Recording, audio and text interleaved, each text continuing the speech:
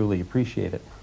In our first draft of the story, Aladdin had a mother, and part of his goal was to prove to her that he was worthwhile, and he had a song where he said, it was a song that Howard Ashman wrote, and it was called Proud of Your Boy, and he said, you know, someday, Mom, I'm kind of, you know, mixed up now and not doing well, but I'm going to make you proud of me. And through the course of development of the story, her role seemed to be getting in the way of the romance story, and we couldn't quite resolve those, so ultimately she was cut out. Songs had to be dropped because of story changes. We had to have new songs written.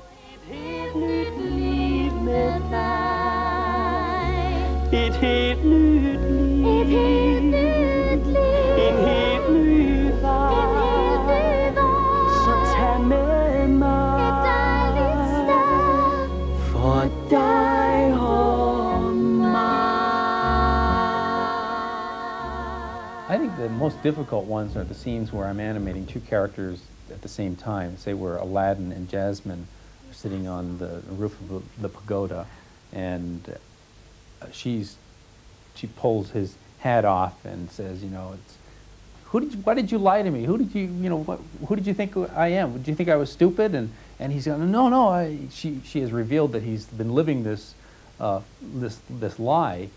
Du ham fra markedet. Jeg vidste det. Hvorfor løj du for mig? Jasmin, undskyld. Du troede måske, jeg var dum? Nej. At jeg ikke kunne regne det ud? Nej, jeg mener, jeg havde håbet, du ikke kunne. Nej, det var ikke sådan ment. The relationship between the two people was pretty complex, and you have to be drawing both of them at the same time, thinking of how they act. I enjoyed it, but it was a real taxing mental thing. By the time you went home at night, you just kind of wanted to collapse on the bed. And man kan føle sig så... Man er bare fanget.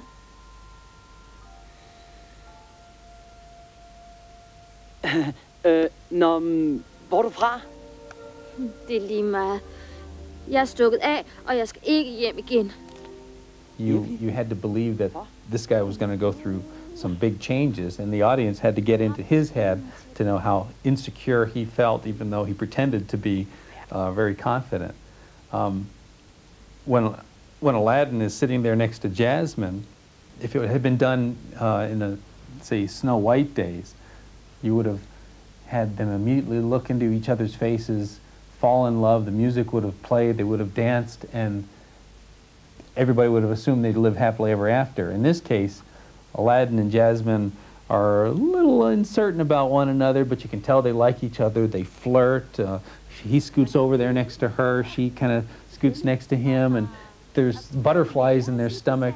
Those are all things that I remember for me at 18 years old, and those are the things we put into the character, something real. Sig til ham, han er meget sød. Ryger du? Gør noget, hvis jeg gør? Undskyld, shitter. Nu brændte jeg ved din pels. Høj tæppe, mand. Det er på 1000 siden. Giv mig lige en håndkvæst. Ja, jo. Aladdin-eventyrets mest kendte element er lampens ånd, der i Disney-udgaven er blevet en fuldstændig ukontrolleret, vanvittig figur. Hør, vent lige lidt. Er jeg din herre? Hallo, den knægt er kvik. It's not too often you get handed a character as an animation assignment where the ground rules are he can do or be anything. It kind of leaves the field wide open, and that's really the case with the genie. You know, he's capable of changing his size and his shape and his personality at the drop of a hat or the blink of an eye. Hvordan skal jeg være? Helt imponerende. Mere indelukket. Et yndigt dukkerbarn. Mit lige findesikke. Findesikke. For jeg er lampens ånd. First inspiration has to be his American voice actor, Robin Williams. I can't say enough about how hilarious he was and how much he brought to the table in terms of his vocal pyrotechnics, which were wonderful. Whoa! Wow! Does it feel good to be out of there? Yo, Rockman, haven't seen you in a few millennia. Give me some tassel. Yeah, yo. We'd also have to say a hefty dose of Tex Avery and Chuck Jones and Friz Freleng and all the guys who made wacky, brash kind of cartoon shorts with Bugs Bunny and those kinds of characters in the 1940s and 1950s.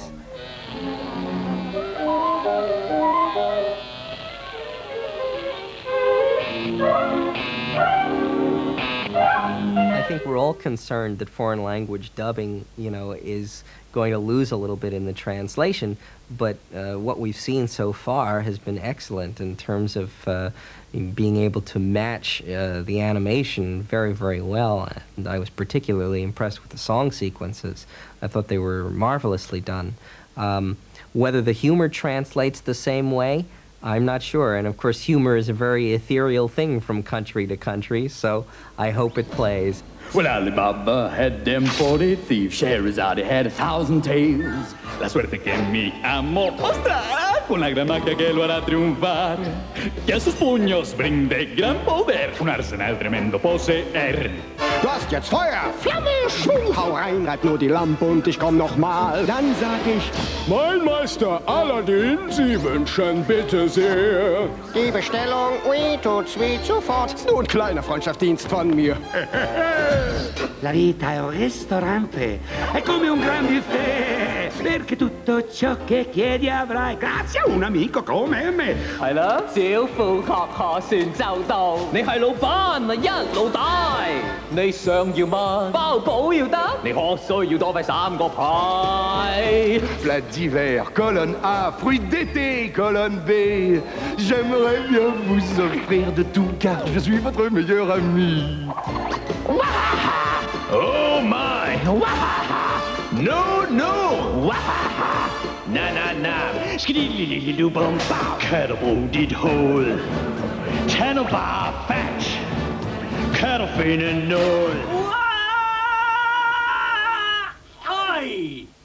10.000 år kan give en sådan et hold i nakken. Bliv lige hængende. Wow!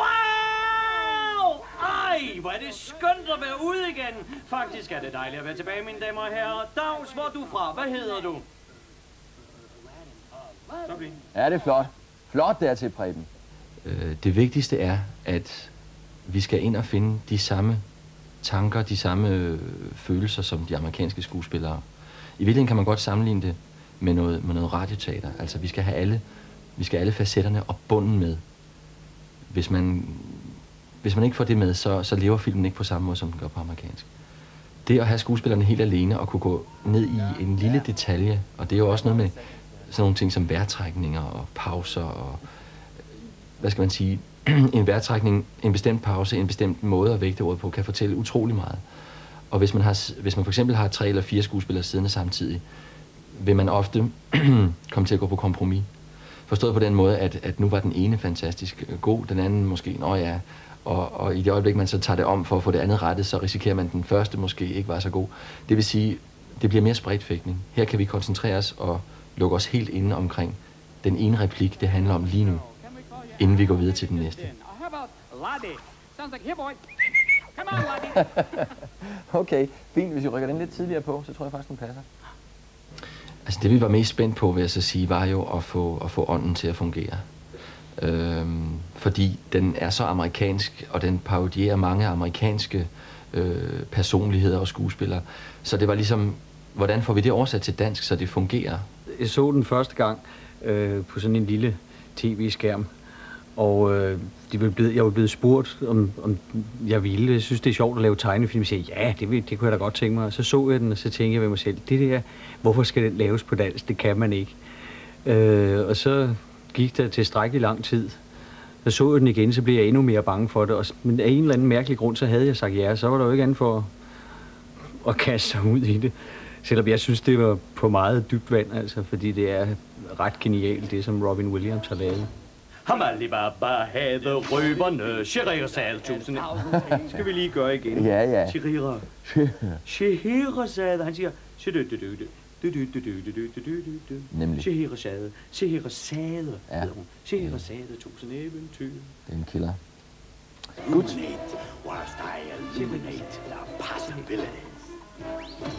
Ham Alibaba havde røverne, Scheherazade, 1000 eventyr.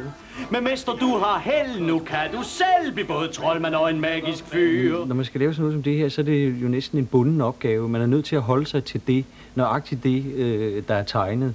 Og det har altså været hundehamrende svært indimellem, fordi Robin Williams excellerer